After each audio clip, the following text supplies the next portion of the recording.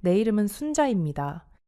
올해로 80이 되었고 남편을 떠나보낸 지 정확히 1년이 되던 그날 아침, 저는 평생 잊을 수 없는 진실 하나와 마주했습니다.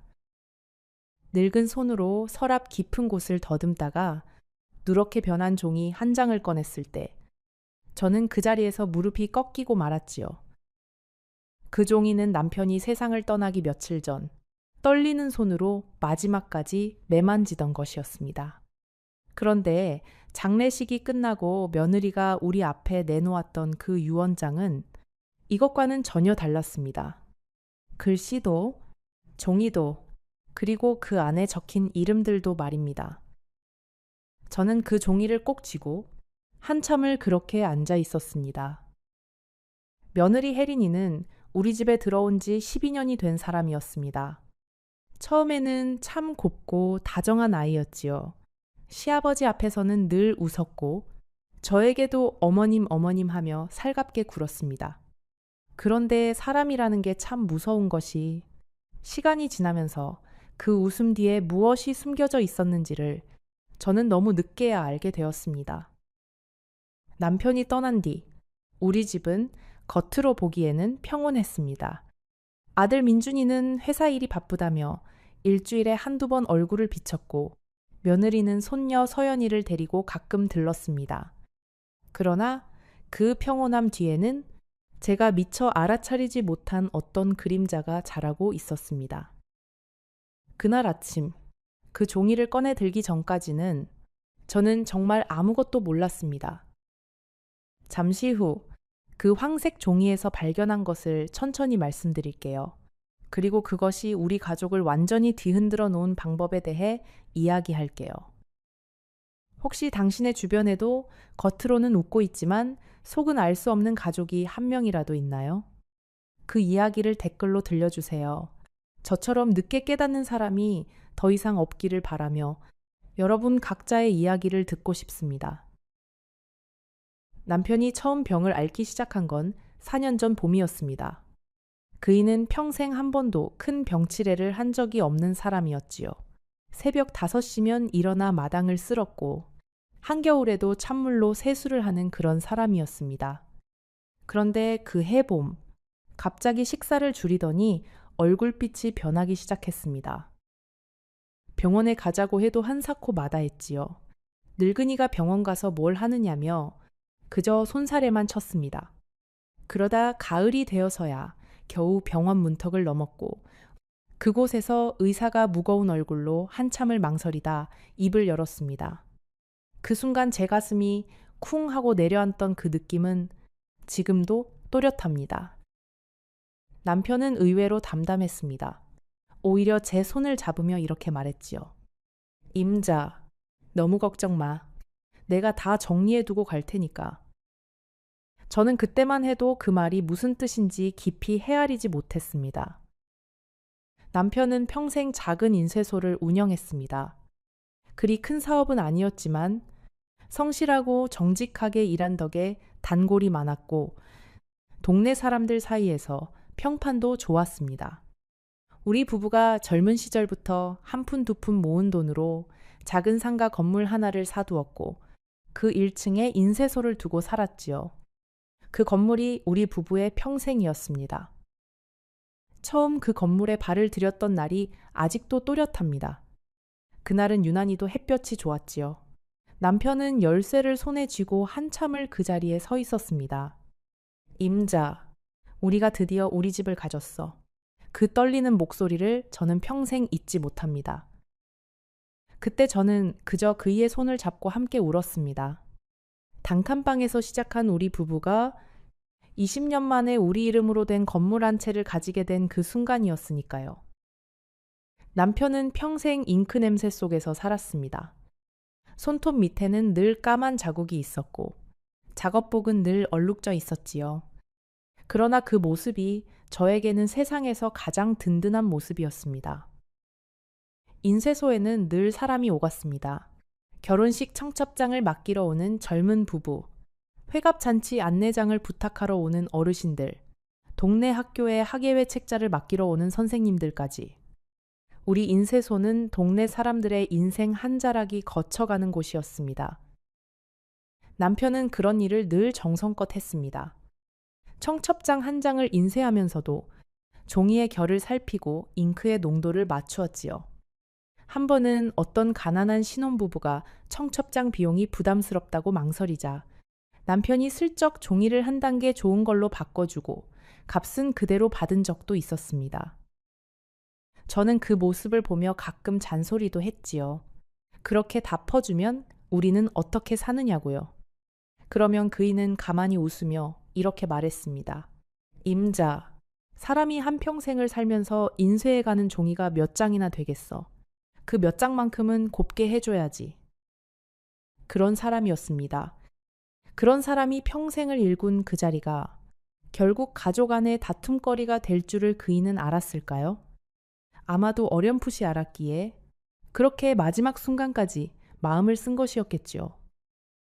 남편이 병을 진단받은 후 그이는 종종 혼자 서재에 들어가 오랫동안 무언가를 쓰곤 했습니다.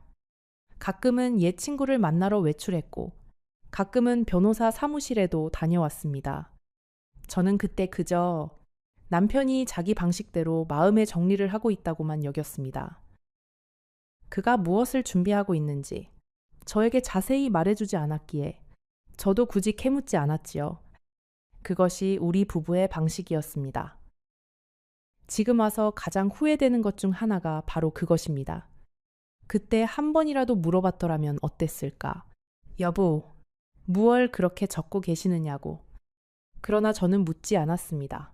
늙은 부부에게는 묻지 않아도 통하는 말들이 많다고 저는 그렇게 믿어왔으니까요. 그러나 어떤 말들은 끝까지 입 밖에 내야 하는 것이었습니다. 그것을 저는 너무 늦게 알았습니다. 병세가 깊어지기 시작한 건 작년 봄부터였습니다. 남편은 점점 말이 줄어들었고 침대에 누워 천장을 바라보는 시간이 늘었습니다. 그런데 신기하게도 며느리 혜린이가 그 무렵부터 자주 우리 집을 찾았습니다. 평소에는 명절에나 겨우 얼굴을 비치던 아이가 한 주에 두세 번씩 반찬을 들고 왔습니다. 저는 그저 며느리가 마음을 고쳐먹은 줄로만 알았습니다. 시아버지가 아프시니 정성을 다하는구나. 참 기특하다. 그렇게만 생각했지요. 그러나 지금 와서 돌이켜보면 혜린이가 그 시기에 그렇게 자주 들렀던 것은 다른 이유가 있었던 것 같습니다.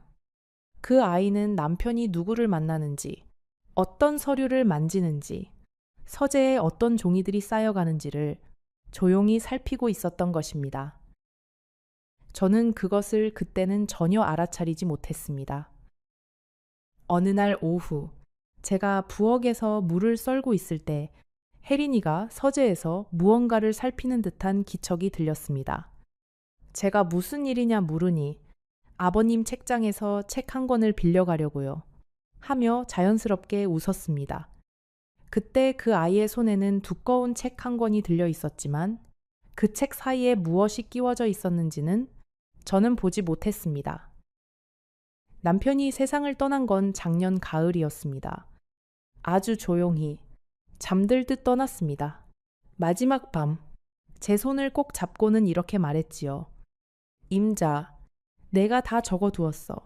걱정 말고 살아. 저는 그 말을 잡고 그저 울었습니다. 무엇을 다 적어두었다는 건지 그때는 묻지도 못했습니다. 마지막 가는 사람에게 돈이며 재산이며 그런 이야기를 어떻게 입에 올리겠습니까? 장례식은 사흘간 이어졌습니다.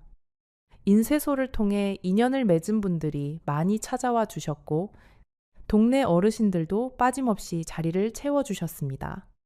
그 사흘 동안 저는 거의 정신이 없었습니다. 밥을 먹은 기억도, 잠을 잔 기억도 흐릿하지요. 그저 사람들이 건네는 위로의 말 사이로 멍하니 앉아만 있었습니다. 장례를 마치고 사흘이 지난 뒤 며느리 혜린이가 우리 집 거실에 두꺼운 봉투 하나를 내려놓았습니다. 어머님, 아버님이 남기신 유언장이에요. 정리하려고 보니 이게 나왔어요. 저는 그 말에 잠시 멍해졌습니다.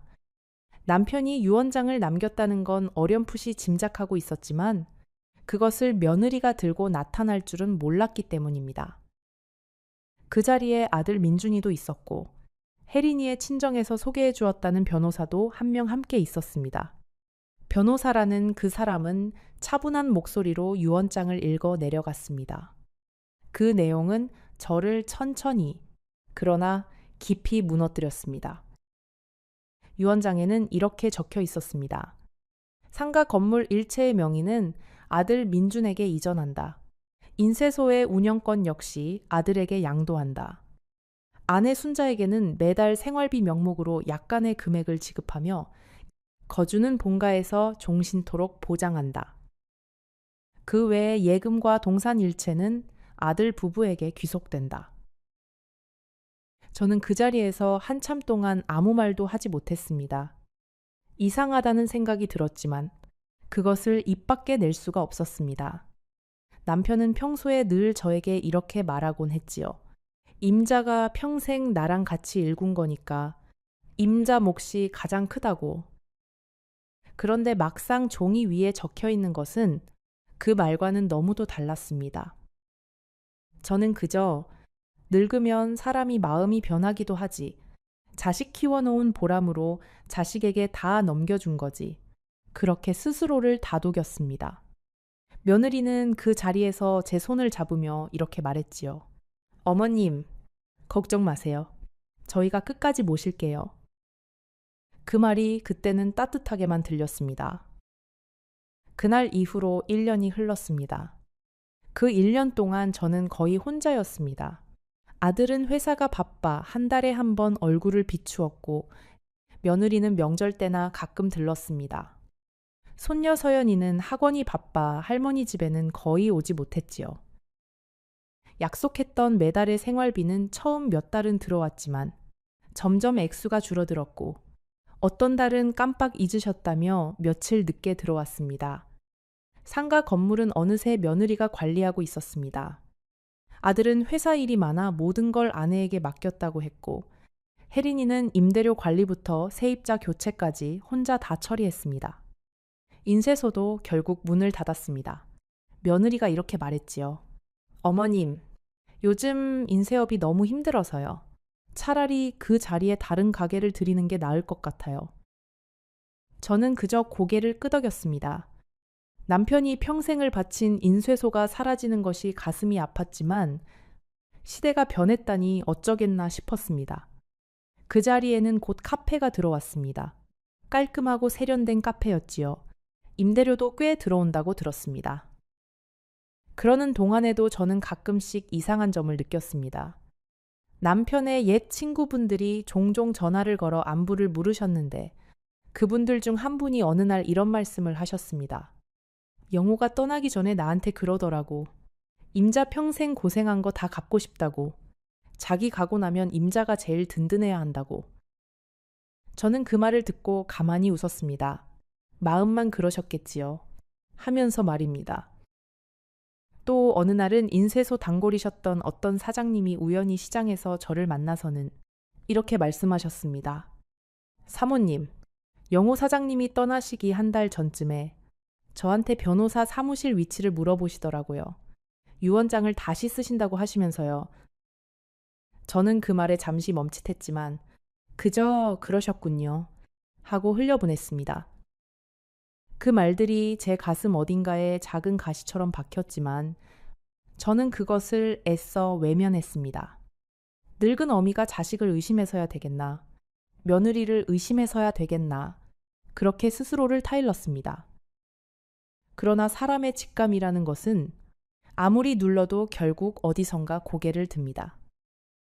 남편의 일주기를 며칠 앞두고 저는 그이의 서재를 정리하기로 마음먹었습니다. 1년 동안 차마 손을 대지 못했던 그 방을 이제는 좀 정리해야 할 것 같았습니다. 책장도 닫고 책상 서랍도 비우고 옷장 안의 옷들도 추리려고 했지요. 사실 그 방의 문을 여는 일조차 저에게는 큰 결심이 필요했습니다. 1년 동안 그 방의 문은 늘 닫혀 있었습니다. 가끔 청소를 핑계로 잠깐 들어갔다가도 그의 책상 위에 놓인 안경집을 보면 가슴이 무너져 다시 문을 닫고 나오곤 했지요. 그러나 일주기가 다가오자 더는 미룰 수 없다는 마음이 들었습니다. 산 사람은 살아야 하니까요. 그날 아침 저는 평소보다 일찍 일어났습니다. 새벽 5시에 마당에 나가 빗자루를 들고 한참을 서 있었지요. 어쩐지 그날만은 마당을 쓸 기운이 나지 않았습니다. 그저 빗자루를 한 손에 든 채 마당 한가운데에 서서 하늘을 바라보았습니다. 그 새벽 하늘이 유난히도 푸르렀던 것이 기억납니다. 마치 누군가가 저를 지켜보고 있는 듯한 그런 푸르름이었습니다. 집에 들어와 차를 한 잔 끓여 마시고 옷을 단정히 입었습니다. 마치 어떤 중요한 자리에 나가는 사람처럼 말이지요. 그러고는 서재 문 앞에 한참을 서 있다가 천천히 손잡이를 돌렸습니다. 서재에 들어가니 남편의 냄새가 아직도 희미하게 남아있는 듯 했습니다. 저는 한참을 그 자리에 앉아만 있다가 천천히 책상부터 정리하기 시작했습니다. 첫 번째 서랍에는 안경집과 만년필, 그리고 손주들이 보낸 편지가 들어 있었습니다. 두 번째 서랍에는 오래된 사진들이 가지런히 정리되어 있었지요. 그 사진들 중에는 우리 부부의 결혼 사진도 있었습니다. 사진 속의 남편은 머리에 기름을 발라 단정하게 빗어 넘기고 어색한 듯 어깨를 살짝 굳히고 서 있었지요. 저는 옆에서 한복을 입고 새색시처럼 고개를 살짝 숙이고 있었습니다. 그 사진을 한참 들여다보다가 저는 또 한 번 눈물을 흘렸습니다. 그때만 해도 우리는 가난했지만 무엇 하나 두려울 게 없었지요. 둘이 있으면 무엇이든 할 수 있을 것 같았으니까요. 또 다른 사진에는 갓 태어난 민준이를 안고 환하게 웃고 있는 남편의 모습이 있었습니다. 그 사진 속의 남편은 인쇄소 작업복을 입은 채였지요. 손에는 잉크 자국이 묻어 있었고 그래도 그 손으로 아이를 안고 있는 그 모습이 너무도 행복해 보였습니다.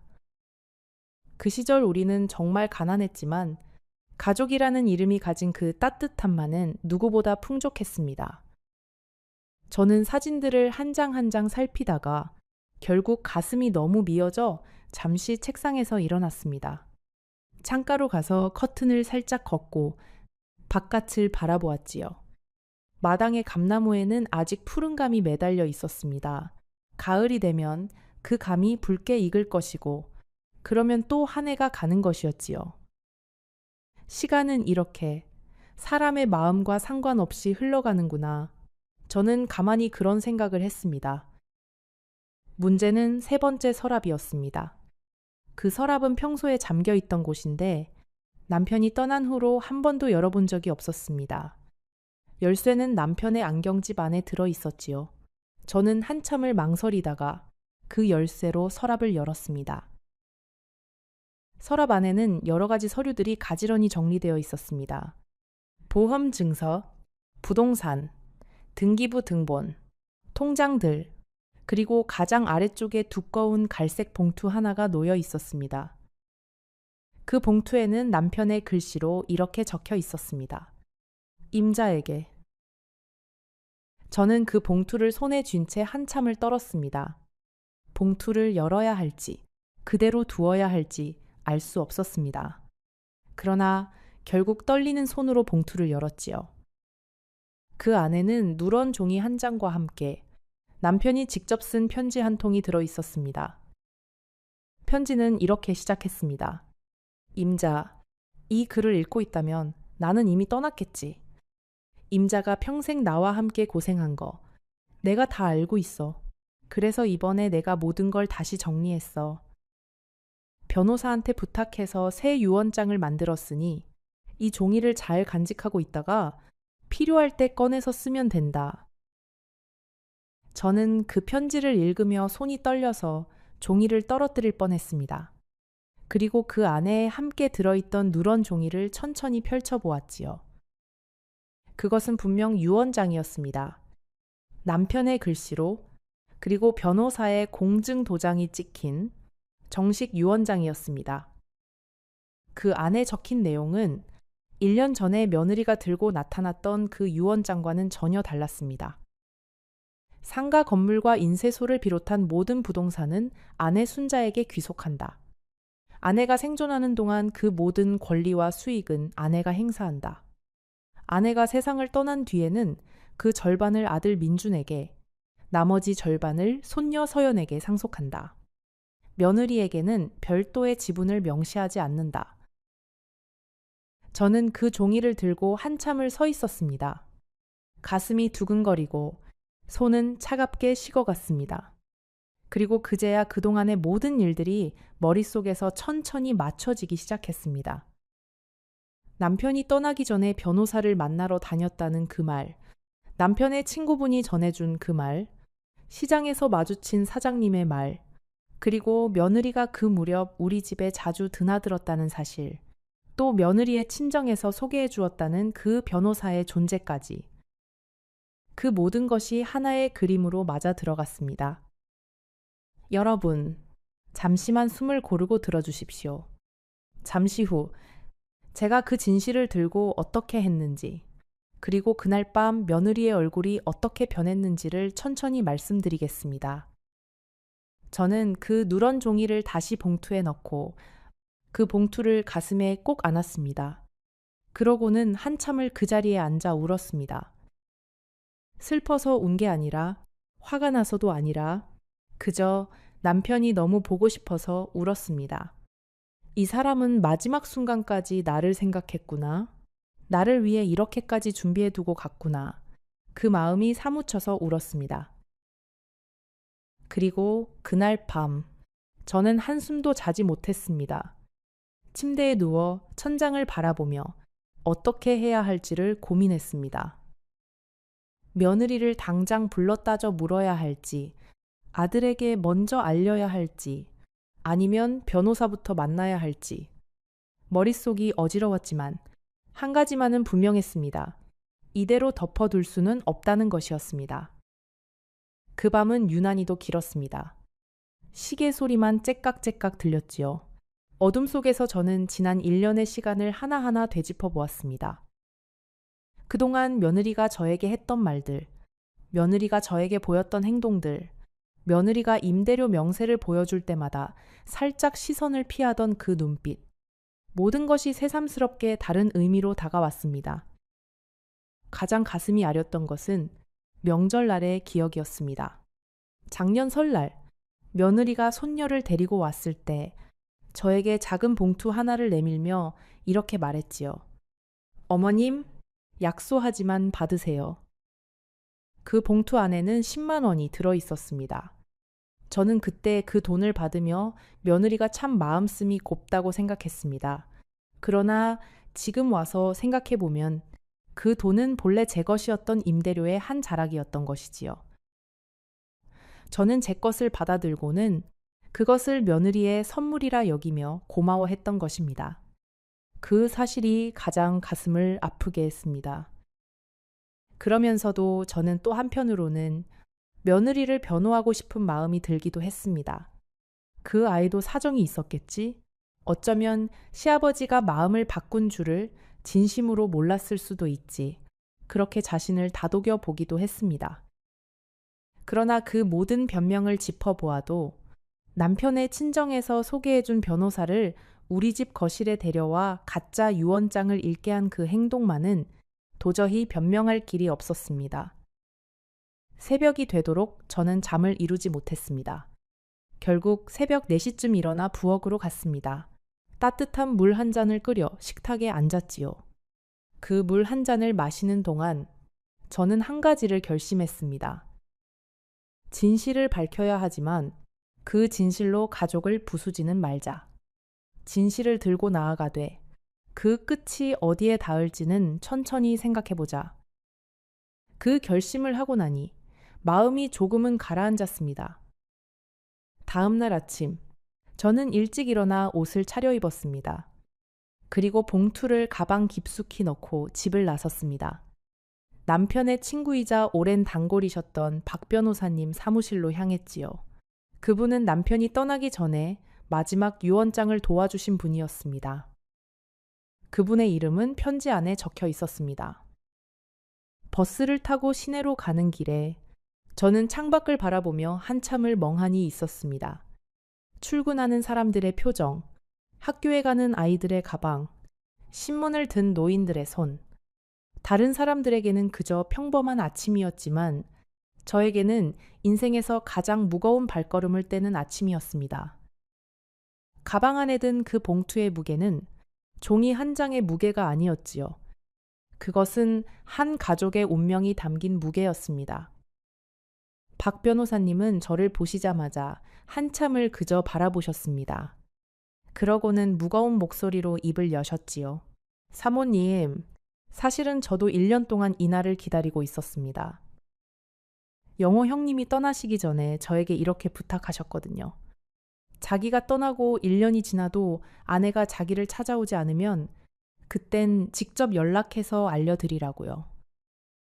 저는 그 말에 또 눈물이 났습니다. 남편은 마지막 순간까지 저를 믿어주었고 동시에 저를 보호하려고 했던 것입니다. 박 변호사님은 저에게 차분히 모든 것을 설명해 주셨습니다. 남편이 마지막으로 작성한 유언장은 공증까지 마친 정식 문서이며 법적으로도 가장 최근에 작성된 유언장이 효력을 갖는다는 것이었습니다. 그리고 그분은 한 가지 더 말씀하셨습니다. 사모님, 1년 전에 며느님이 들고 나타나신 그 유언장은 아마도 그 이전에 작성된 초안일 가능성이 높습니다. 영호 형님이 처음에 만드셨다가 마음을 바꾸어 다시 쓰신 것이거든요.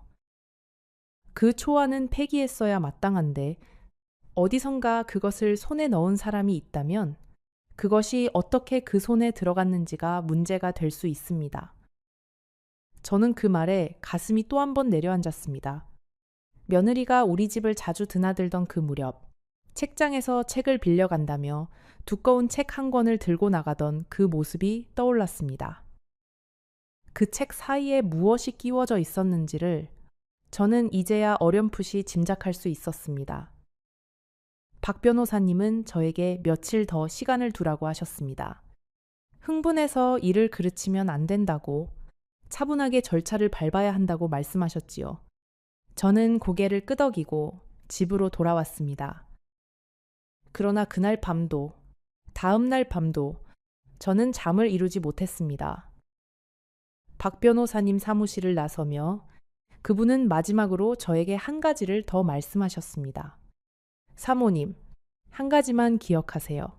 진실을 밝히는 일과 사람을 무너뜨리는 일은 다른 것입니다. 어떤 결정을 하시든 그 두 가지를 잘 구별해서 가셔야 합니다. 저는 그 말을 가슴에 깊이 새기고 사무실을 나왔습니다. 거리에는 가을바람이 불고 있었지요. 가을바람이 그렇게 차가운 적이 또 있었던가 싶을 만큼 그날의 바람은 제 뼛속까지 시리게 했습니다. 집으로 돌아오는 길에 시장에 들렀습니다.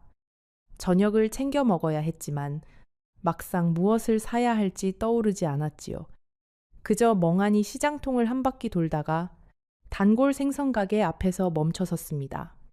생선가게 아주머니가 저를 보시고는 환하게 웃으셨지요. 사모님, 오늘은 갈치가 좋아요. 한 마리 드릴까요? 저는 그 평범한 인사말에 갑자기 눈물이 나려고 했습니다. 사람들은 아무것도 모른 채 이렇게 하루를 살아가는데 제 마음 안에서는 폭풍이 치고 있다는 사실이 너무도 외롭게 느껴졌습니다. 저는 갈치 한 마리를 사들고 다른 반찬 몇 가지를 더 사서 집으로 돌아왔습니다. 그 갈치를 결국 그날 저녁에는 굽지 못했지요. 입맛이 전혀 없었으니까요. 그 다음 며칠 동안 저는 마치 꿈속을 헤매는 사람처럼 지냈습니다. 아침에 일어나서 밥을 짓다가 멍하니 멈춰서 있기도 했고, 빨래를 널다가 한참을 그 자리에 서서 하늘을 올려다보기도 했습니다. 옆집 할머니께서 우연히 저를 보시고는 안색이 안 좋다고 걱정을 하셨지요. 저는 그저 요즘 잠을 잘 못 자서 그렇다고 웃어 보였습니다. 진실을 어디서부터 어떻게 말해야 할지 저도 알 수가 없었기 때문입니다. 그 무렵 저는 자주 옛 일기장을 꺼내 보았습니다. 젊은 시절부터 띄엄띄엄 적어둔 작은 노트들이었지요. 결혼 첫 해 일기에는 이런 글이 적혀 있었습니다. 오늘 남편이 일을 마치고 들어오며 군고구마를 사왔다. 그이는 좋은 사람이다. 우리는 가난하지만 나는 행복한 사람이다. 그 글을 읽으며 저는 또 한참을 울었습니다. 행복이라는 게 그렇게 단순한 것이었던 시절이 있었는데 지금은 왜 이렇게 모든 것이 복잡해진 것일까요? 며칠이 지나자 아들 민준이가 전화를 했습니다. 어머니, 아버지 일주기 음식은 저희가 준비할게요. 그날 저희 식구들이 다 갈게요. 저는 그 말에 한참을 망설이다가 그래, 알았다고 대답했습니다. 일주기 날이 다가오고 있었습니다. 저는 그날을 기다리기로 마음먹었습니다. 전화를 끊고 나서 저는 거실에 앉아 한참을 가만히 있었습니다. 아들의 목소리는 평소와 다르지 않았습니다. 아무것도 모르는 그 목소리. 그 목소리를 듣고 있자니 마음이 더 무거워졌지요. 아들에게 어떻게 이 일을 알려야 할지, 일주기 그날에 정말 그 자리에서 모든 것을 꺼내야 할지, 저는 또 한 번 깊은 고민에 빠졌습니다. 그러나 결국 저는 그날을 택했습니다. 남편의 일주기, 모두가 모이는 그 자리, 그곳이 가장 적절한 자리라고 생각했습니다. 남편이 떠난 그날, 남편의 마지막 뜻이 밝혀지는 것이 어쩌면 그이에게도 가장 의미 있는 일일 테니까요. 남편의 일주기 날, 아침부터 비가 추적추적 내렸습니다. 마치 하늘도 알고 우는 듯한 그런 비였지요. 아들 민준이와 며느리 혜린이, 그리고 손녀 서연이가 함께 도착했습니다. 며느리는 손에 큰 가방을 들고 들어왔는데 그 안에는 정성스럽게 준비한 음식들이 들어 있었습니다. 어머님, 아버님 좋아하시던 거 다 준비했어요. 저는 그 말에 가만히 웃었습니다. 그래, 잘 왔다 하면서 며느리의 어깨를 토닥였지요. 그러나 제 가슴 한쪽 어딘가에서는 차가운 무엇이 천천히 움직이고 있었습니다. 상을 차리고 향을 피우고 절을 올린 뒤 우리는 거실에 둘러앉아 식사를 했습니다. 아들은 술을 한 잔 따르며 아버지 이야기를 했고 며느리는 손녀에게 음식을 챙겨주었습니다. 평소와 다름없는 풍경이었지요. 그러나 그날만은 제 눈에 모든 것이 다르게 보였습니다. 식사가 거의 끝나갈 무렵 저는 천천히 자리에서 일어났습니다. 그리고 안방으로 들어가 미리 준비해 두었던 봉투를 들고 나왔지요. 거실로 돌아온 저는 그 봉투를 식탁 위에 가만히 올려놓았습니다. 모두가 그 봉투를 바라보았습니다. 이게 뭐예요? 어머니? 아들이 먼저 물었습니다. 저는 천천히 입을 열었습니다. 너희 아버지가 떠나기 전에 마지막으로 남기신 거다. 그 순간 며느리의 얼굴빛이 미세하게 변하는 것을 저는 똑똑히 보았습니다. 아들은 봉투를 천천히 열었습니다. 그 안에 종이를 꺼내 한 줄 한 줄 읽어 내려가는 동안 아들의 얼굴도 점점 굳어갔습니다. 그러는 동안 며느리는 한마디도 하지 않았습니다. 그저 손녀를 끌어안고 무릎 위에 시선을 떨군 채 앉아 있었지요. 아들이 종이를 다 읽고 난 뒤 거실에는 무거운 침묵이 흘렀습니다. 손녀 서연이가 분위기가 이상한 것을 느꼈는지 조심스레 물었지요. 할머니, 무슨 일이에요? 저는 손녀의 머리를 쓰다듬으며 이렇게 말했습니다. 아무 일도 아니란다. 가서 텔레비전 좀 보고 있으렴. 손녀가 거실 한쪽으로 옮겨가자 저는 다시 며느리와 아들을 마주 보았습니다. 민준아, 그 종이가 무엇이냐? 저는 조용히 물었습니다. 아들은 한참을 망설이다가 떨리는 목소리로 대답했지요. 어머니, 이건 아버지의 유언장이에요. 그런데 1년 전에 우리가 본 것과는 다른데요. 저는 고개를 끄덕였습니다. 그래, 다르지. 그것이 진짜 너희 아버지가 남기신 것이고 1년 전에 너희가 들고 왔던 것은 누군가가 만든 다른 것이다. 그 순간 며느리가 갑자기 자리에서 일어났습니다. 그 아이의 얼굴은 평소의 그 다정한 얼굴이 아니었습니다. 입술이 새하얗게 질려 있었고 손이 떨리고 있었지요. 어머님, 그게 무슨 말씀이세요? 저희가 무슨 짓을 했다는 거예요? 며느리의 목소리는 떨렸지만 동시에 날카로웠습니다. 저는 며느리를 가만히 바라보았습니다. 그러고는 천천히 입을 열었지요. 혜리나, 1년 전에 네가 들고 왔던 그 종이는 너희 아버님이 처음에 만드셨다가 마음을 바꾸어 폐기하라고 하셨던 초안이란다. 그것이 어떻게 너의 손에 들어갔는지, 그것을 누가 들고 변호사를 데려와 우리 앞에서 읽게 했는지 한번 너 스스로에게 물어보아라. 며느리의 얼굴이 더욱 창백해졌습니다. 입을 열려고 했지만 말이 잘 나오지 않는 듯 했습니다. 아들 민준이는 며느리를 돌아보며 떨리는 목소리로 물었습니다. 혜리나, 어머니 말씀이 무슨 말씀이야? 너 그때 그 유언장 어디서 가져온 거야? 며느리는 아들의 시선을 피했습니다. 저는 아들과 며느리를 번갈아 바라보다가 천천히 말을 이어갔습니다. 나는 너희를 고발하고 싶지 않다. 너희 아버지가 평생 일군 가족을 내가 손으로 부수고 싶지도 않다. 그러나 진실은 알아야 한다. 그리고 그 진실에 대해 너희가 어떻게 책임을 질지 그것은 너희 스스로 정해야 한다. 거실에는 다시 침묵이 흘렀습니다. 비는 여전히 창밖에서 내리고 있었지요. 손녀 서연이는 영문도 모른 채 텔레비전을 보고 있었고 우리 세 사람은 그 식탁 앞에서 마치 굳은 듯이 앉아 있었습니다. 여러분, 잠깐 숨을 고르고 들어주세요.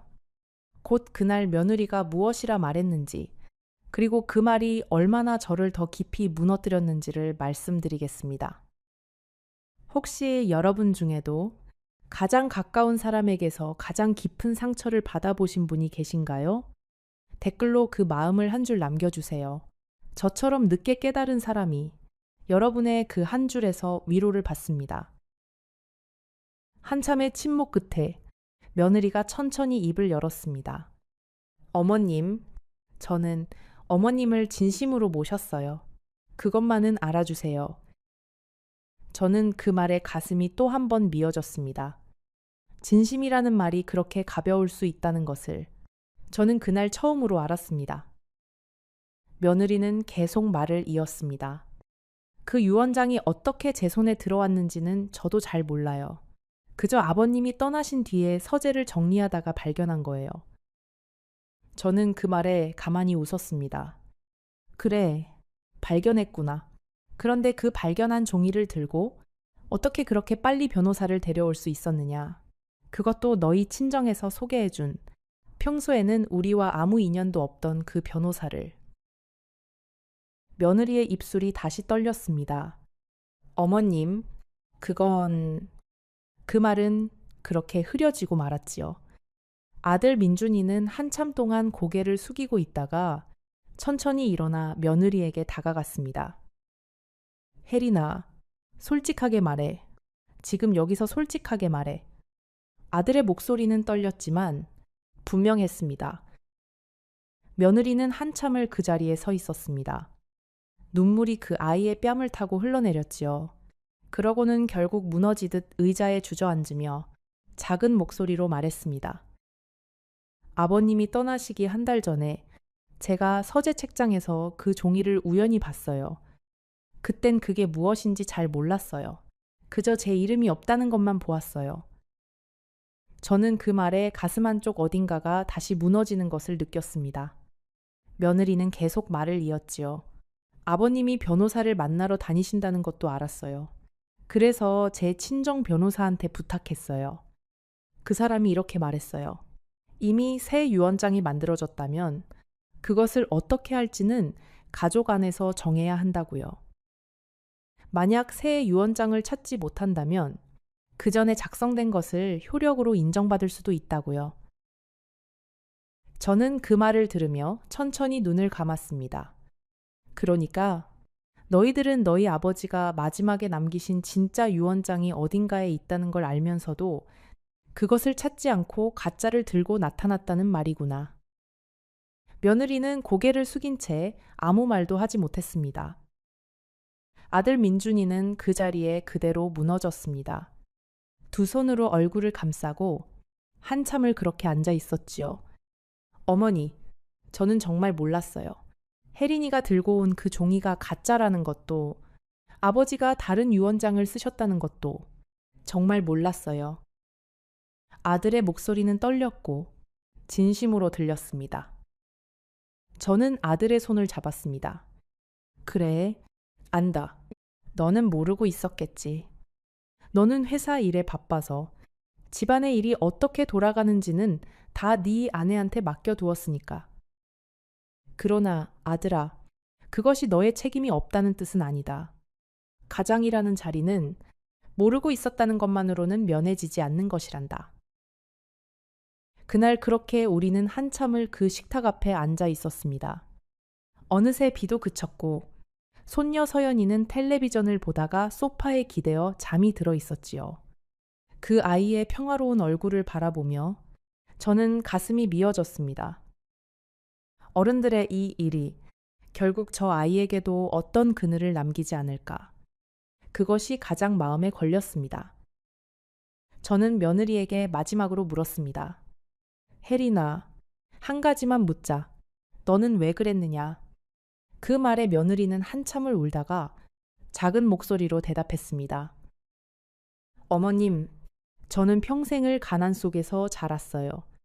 결혼하고 나서야 처음으로 안정된 삶이라는 게 어떤 건지 알았어요. 그런데 아버님이 떠나시면 그 모든 게 다시 흔들릴 수 있다는 게 너무 무서웠어요. 저는 며느리의 그 말을 들으며 한참을 아무 말도 하지 못했습니다. 사람이 두려움 앞에서 얼마나 약해질 수 있는지를 그날 저는 똑똑히 보았습니다. 그러나 두려움이 죄의 이유가 될 수는 없다는 것 또한 저는 알고 있었습니다. 저는 천천히 며느리에게 말했습니다. 혜린아, 나도 평생을 가난 속에서 살았다. 너희 아버지와 처음 결혼했을 때 우리는 새빵살이부터 시작했단다.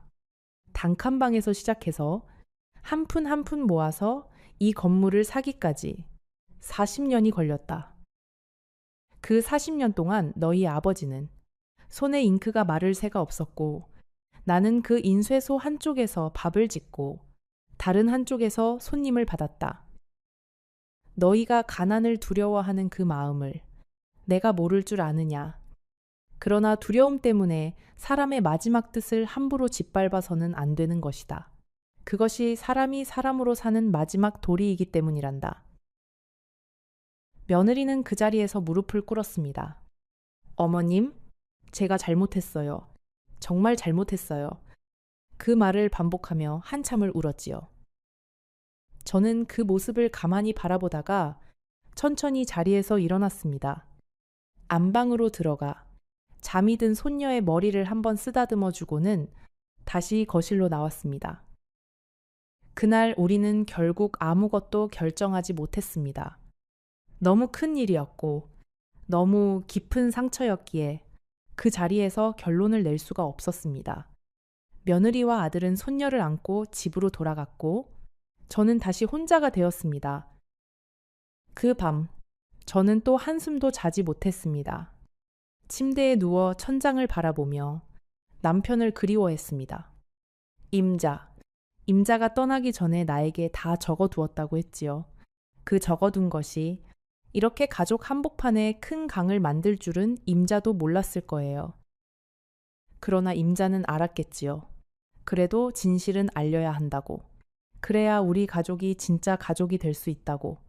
그렇게 생각하셨겠지요. 다음 날 아침, 저는 박 변호사님께 다시 연락을 드렸습니다. 사정을 모두 말씀드리고 그분의 조언을 구했지요. 박 변호사님은 한참을 고민하시다가 이렇게 말씀하셨습니다. 사모님, 법적으로는 분명한 일입니다.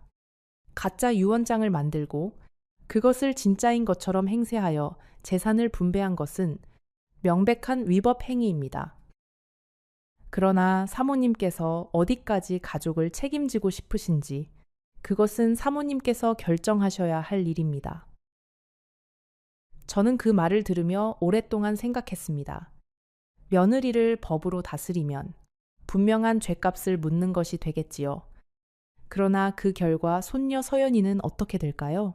아들 민준이의 가정은 어떻게 될까요? 그리고 무엇보다 남편이 평생 일군 우리 가족이라는 그 이름은 어떻게 될까요? 저는 며칠 동안 잠을 이루지 못했습니다.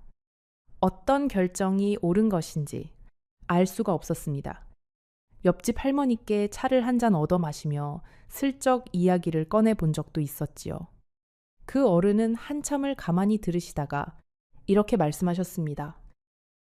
순자야, 자식을 키운 사람의 마음은 자식을 키운 사람만이 아는 거란다. 법이 옳은지, 용서가 옳은지, 그건 책에는 안 적혀 있어. 그 말을 들으며 저는 또 한참을 울었습니다. 그 무렵 저는 자주 남편의 산소를 찾아갔습니다. 산소 앞에 앉아 한참을 이야기를 했지요. 임자, 나 어떻게 해야 해? 임자가 한 번만 더 말해줘. 그러나 산은 그저 바람만 보내올 뿐이었습니다. 그 바람 속에서 저는 무언가를 들은 듯도 했고 아무것도 듣지 못한 듯도 했습니다. 며칠 뒤 아들 민준이가 저를 찾아왔습니다. 혼자였지요. 어머니, 드릴 말씀이 있어 왔어요.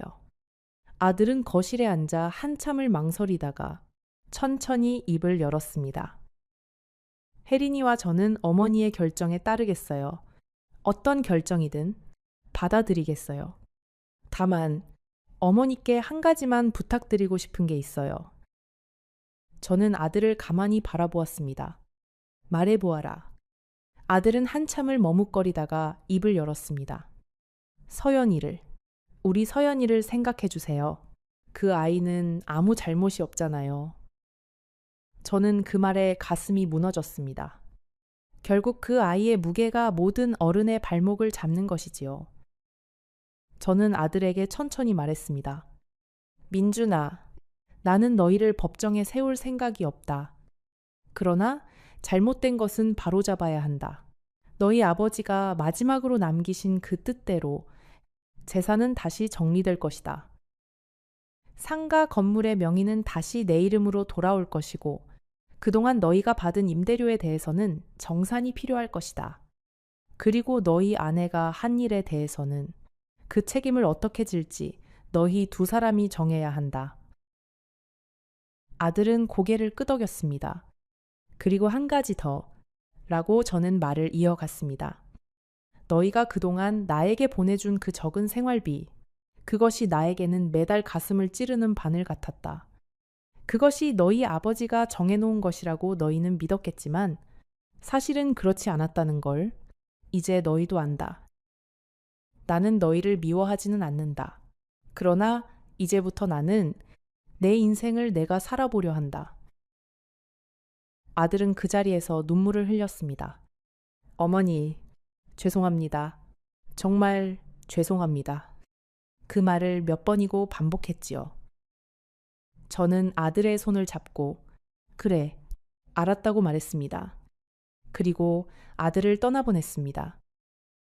아들이 떠난 그날 저녁, 저는 혼자 거실에 앉아 한참을 멍하니 있었습니다. 평생을 키운 아들이 제 앞에서 무릎을 꿇고 우는 모습을 보는 일은 어떤 어미에게도 쉽지 않은 일입니다. 그 모습을 보며 저는 제 자신에게 이런 질문을 던졌습니다. 너는 정말로 옳은 선택을 한 것이냐?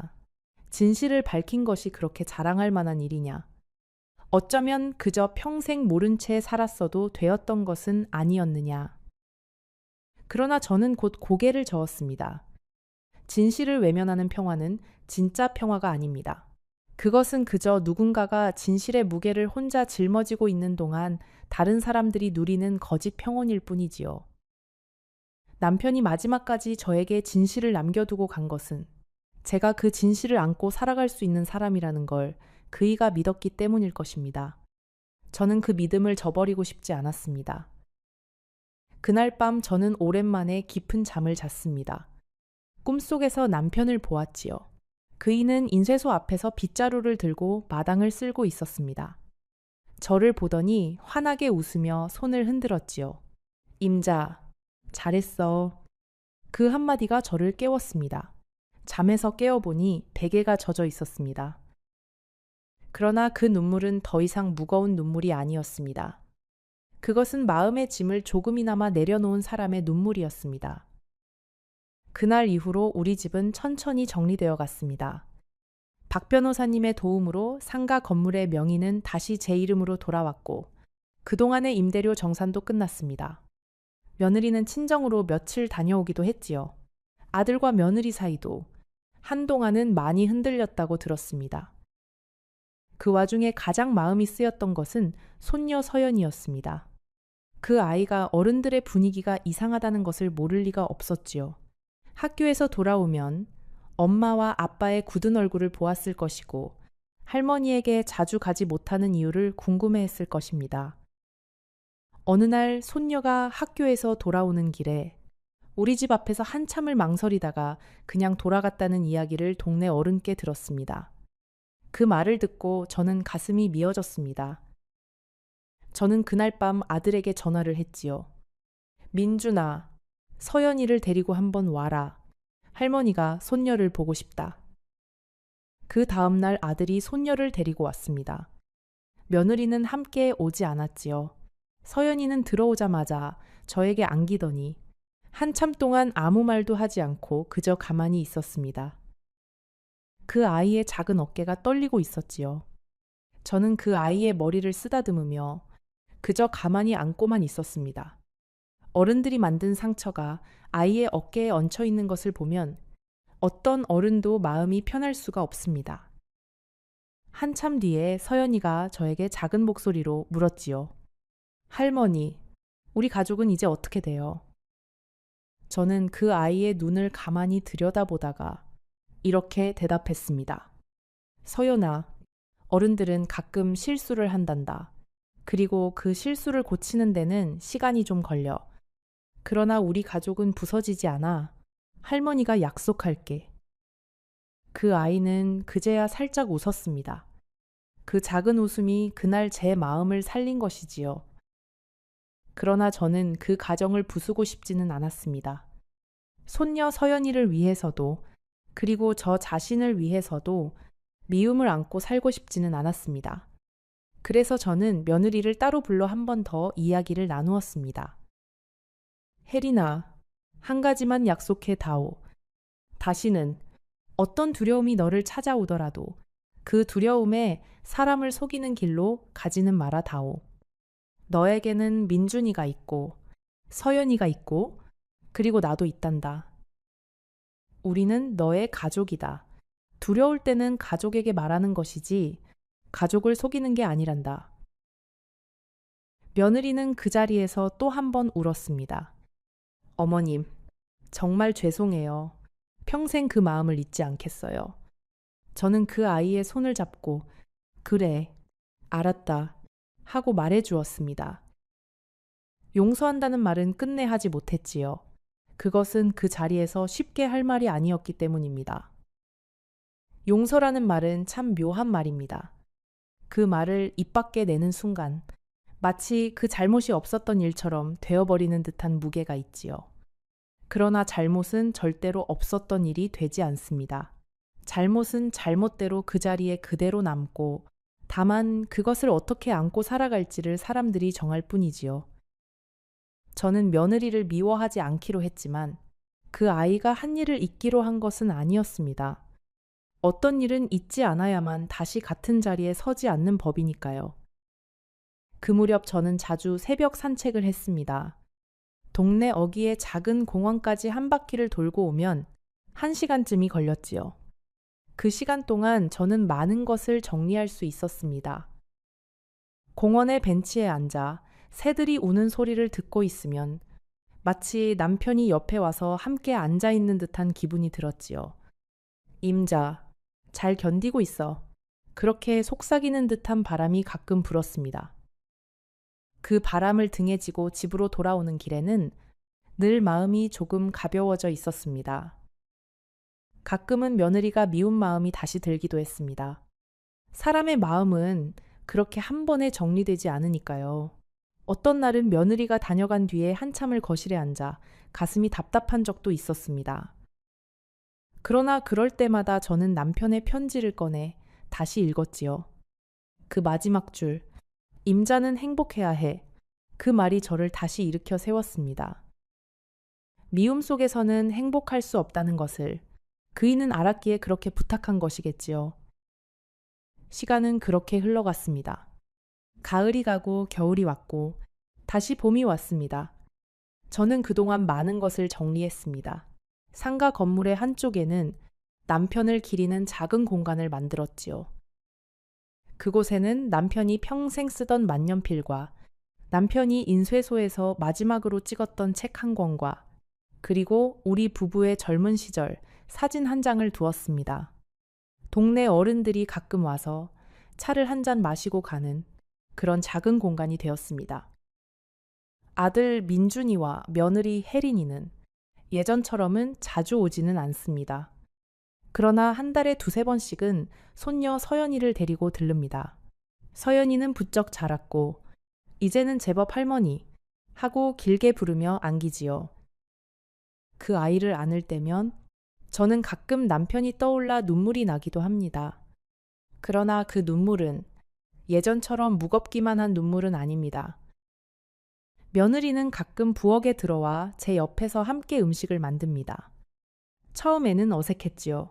둘 다 무슨 말부터 해야 할지를 몰랐습니다.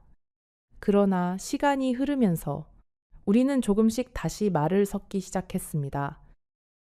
그 아이가 만든 음식이 제 입맛에는 여전히 조금 짭니다. 그러나 저는 그 짠 음식을 그저 묵묵히 먹습니다. 그 짠맛 안에는 그 아이의 미안함이 들어있다는 것을 알기 때문입니다. 어느 날인가는 며느리가 부엌에서 김치를 담그다가 갑자기 손을 멈추고 저를 바라본 적이 있었습니다.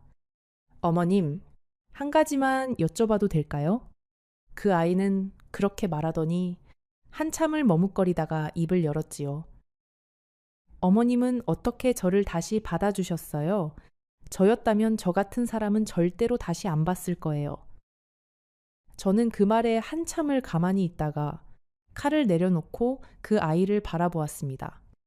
혜린아, 사람은 누구나 어두운 시간을 한 번쯤은 지나간단다. 그 어두움 속에서 빠져나오느냐, 그 안에서 영영 갇히느냐, 그것이 사람을 가르는 것이지. 너는 빠져나오려고 애를 쓰고 있지 않느냐. 그래서 나는 너에게 그 길을 열어두기로 한 거란다. 그 아이는 그 자리에서 또 한 번 눈물을 흘렸습니다. 그러나 그 눈물은 처음 그날의 눈물과는 다른 눈물이었지요. 마음 깊은 곳에서 무언가가 천천히 녹아내리는 그런 눈물이었습니다. 저는 그 모습을 가만히 바라보며 처음으로 그 아이를 다시 며느리로 받아들일 수 있겠다는 마음이 들었습니다. 그 마음이 들기까지 꼬박 1년이 걸렸지요. 저는 가끔 박 변호사님과 차를 마십니다.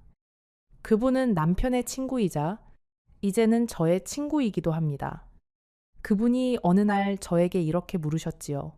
사모님, 후회하지 않으십니까? 며느님을 법으로 다스리지 않으신 것 말입니다. 저는 한참을 생각하다가 이렇게 대답했습니다. 변호사님, 저는 80이 넘은 늙은이입니다. 제 남은 시간 동안 무엇을 안고 살아갈지 저 스스로가 정해야지요. 미움을 안고 사는 1년과 조금 어색하지만 가족을 안고 사는 1년 중에 저는 후자를 택한 것뿐입니다. 그것이 옳은 결정이었는지는 저도 모릅니다. 그러나 적어도 제 마음 안에서는 한 가지가 분명합니다. 저는 더 이상 누군가를 미워하면서 시간을 보내고 싶지 않다는 것입니다. 박 변호사님은 그 말을 들으시고는 한참을 가만히 미소만 지으셨습니다. 그러고는 이렇게 말씀하셨지요. 영호 형님이 참 좋은 분과 평생을 사셨군요. 저는 그 말에 가슴이 따뜻해졌습니다. 남편이 늦게나마 저의 그런 모습을 보고 있다면 한 번이라도 좋으니 잘했다 하고 말해주었으면 좋겠다고 생각했습니다. 여러분, 잠시 후 제가 그 1년을 보내면서 가장 깊이 깨달은 한 가지를 말씀드리겠습니다. 그것은 어쩌면 여러분의 삶에도 작은 등불 하나가 되어줄지도 모릅니다. 저는 그 일을 겪으며 한 가지를 깊이 알게 되었습니다. 가족이라는 것은 그저 피로 묶여 있는 것만이 아니라는 것을, 가족이라는 것은 서로의 두려움과 욕심까지도 안을 수 있을 때 비로소 진짜 가족이 되는 것이라는 것을 말입니다. 며느리가 저에게 한 일은 분명히 잘못된 일이었습니다. 그것을 가볍게 여길 수는 없습니다. 그러나 그 잘못의 뿌리에는 가난을 두려워하는 한 사람의 마음이 있었습니다. 저 또한 평생 그 두려움을 안고 살아온 사람이었기에 그 마음을 차마 끝까지 모른 척할 수가 없었습니다. 물론 모든 잘못이 두려움 때문이라고 변명될 수는 없습니다. 두려움이 있어도 사람의 도리를 지키는 사람들이 더 많기 때문입니다. 그래서 저는 며느리에게 단 한 번도 네가 옳았다고 말해준 적이 없습니다. 그 아이가 한 일은 잘못된 일이고 그 잘못의 무게는 그 아이가 평생 안고 가야 할 것입니다. 다만 저는 그 무게를 법의 무게에 더하지 않기로 했을 뿐입니다. 남편이 떠난 지 이제 2년이 되어 갑니다. 저는 여전히 그이가 그립습니다. 새벽에 일어나 마당을 보면 가끔 그이가 빗자루를 들고 있는 듯한 환영이 보입니다. 그러나 저는 그 환영을 보고 더는 울지 않습니다. 그저 가만히 미소를 짓고는 임자, 오늘도 잘 다녀가 하고 말합니다. 여러분, 혹시 여러분의 곁에도 평생을 함께 살아준 사람이 계신가요? 부모님이든 배우자이든 형제든 친구이든 말입니다. 그 사람들이 여러분에게 무엇을 남기고 싶어 하는지를 한 번쯤 조용히 들어보세요. 그 사람이 떠난 뒤에 그것을 알게 되면 그것을 듣지 못했던 시간들이 두고두고 가슴을 칩니다. 저는 그날 누런 종이를 발견한 그 순간을 잊을 수가 없습니다. 그 종이 안에 적혀 있던 제 이름을 본 그 순간을 말입니다. 그것은 단순히 재산을 받는 일이 아니었습니다. 그것은 평생 함께 살아온 한 사람이 자기가 떠난 뒤에도 저를 지키고 싶어 했던 그 마음이었습니다. 그 마음 하나를 안고 저는 남은 시간을 살아가려 합니다. 가끔 손녀 서연이가 저에게 묻습니다. 할머니, 할아버지는 어떤 분이셨어요? 저는 그 아이의 머리를 쓰다듬으며 이렇게 대답합니다. 너희 할아버지는 끝까지 사람의 도리를 지킨 사람이었단다. 자기가 떠난 뒤에도 남은 사람들이 사람답게 살 수 있도록 마음을 써준 그런 사람이었단다.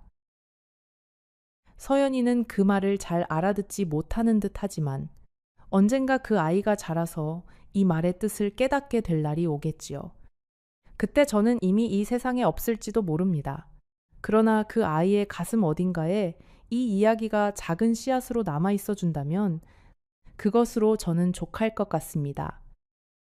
가족이라는 것은 참 묘한 것입니다. 가장 사랑하는 사람들이 때로는 가장 깊은 상처를 주기도 합니다. 그러나 그 상처를 어떻게 다루느냐에 따라 그 가족은 무너지기도 하고 다시 일어서기도 합니다.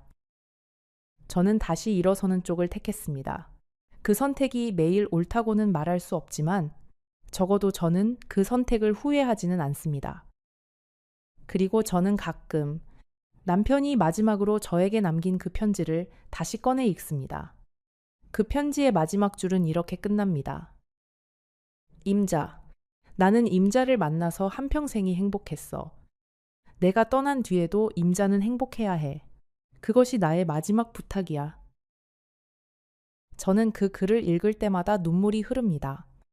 그러나 그 눈물은 슬픔의 눈물만은 아닙니다. 그것은 감사의 눈물이고 그리움의 눈물이고 동시에 살아갈 힘을 주는 눈물입니다. 저는 매일 그 마지막 부탁을 가슴에 새기며 하루를 시작합니다. 그래야 그에게 미안하지 않은 하루가 될 테니까요. 이 이야기를 들으시는 여러분께 저는 한 가지를 부탁드리고 싶습니다. 가족 안에서 무언가 이상한 점이 느껴지신다면 그것을 외면하지 마세요. 늙은 어미가 자식을 의심해서야 되겠나, 며느리를 의심해서야 되겠나, 그런 마음으로 진실을 미루지 마세요. 저는 그 마음 때문에 1년의 시간을 잃었습니다. 그 1년은 다시는 돌아오지 않습니다. 그리고 또 한 가지, 사랑하는 사람이 살아있을 때 그 사람이 무슨 말을 하는지 끝까지 들으세요. 임자, 내가 다 적어두었어. 라는 그 말이 무슨 뜻이었는지 저는 그날 묻지 못했습니다. 차마 묻지 못했습니다. 그래서 1년의 시간이 흘러서야 그 뜻을 알게 되었습니다. 여러분, 사랑하는 사람의 말은 그 사람이 살아있을 때 들으세요. 그 사람이 떠난 뒤에 그 말의 뜻을 알게 되면 그 뜻이 아무리 따뜻한 것이라 해도 가슴은 시리도록 아픕니다. 저는 이제 80이 넘은 늙은이입니다. 제 시간이 얼마나 남았는지는 저도 모릅니다. 그러나 남은 시간을 저는 미움도, 후회도, 그리고 두려움도 없이 살아가려 합니다. 며느리가 한 일은 잘못된 일이었지만 그 잘못을 통해 저는 한 가지를 배웠습니다. 사람은 누구나 약하다는 것을, 그리고 그 약함을 안고도 살아가야 하는 것이 인생이라는 것을 말입니다. 남편이 평생 일군 이 집과 이 건물, 그리고 우리 가족이라는 이 이름은 이제 다시 제자리를 찾아가고 있습니다. 완전하지는 않습니다. 어쩌면 영원히 완전해지지 않을지도 모릅니다. 그러나 그 불완전함 안에서 우리는 다시 살아갑니다. 오늘도 저는 새벽에 일어나 마당을 쓸었습니다. 남편이 그랬던 것처럼 말입니다. 그리고 마당 한쪽에서 잠시 멈춰서서 하늘을 올려다 보았지요. 임자, 오늘도 임자 덕분에 저는 살아가요. 임자가 마지막 순간까지 저를 생각해준 그 마음 덕분에 말입니다. 고마워요. 그리고 보고 싶어요. 이것이 제가 여러분께 들려드리고 싶은 이야기였습니다. 한 늙은 여인이 남편을 떠나보낸 뒤 1년이 지나서야 알게 된 진실에 대한 이야기입니다. 그러나 그 진실은 단순히 종이 한 장의 이야기가 아니었습니다. 그것은 한평생을 함께한 사람이 마지막 순간까지 지키고 싶어 했던 한 가족의 이름에 대한 이야기였습니다. 여러분, 부디 여러분의 가족 안에서 진실을 외면하지 마세요. 부디 사랑하는 사람의 마지막 말을 끝까지 들어주세요. 그리고 부디 두려움 때문에 사람을 속이는 길로는 가지 마세요. 그 모든 것을 지키는 일은 결국 우리 자신을 지키는 일이기 때문입니다. 만약 오늘 이 이야기가 여러분의 마음에 닿았다면 지금 화면에 보이는 다음 영상도 꼭 봐주세요. 그 영상에는 이 이야기보다 더 깊이 가슴을 흔드는 또 다른 한 가족의 이야기가 담겨 있습니다. 놓치시면 두고두고 아쉬우실 거예요.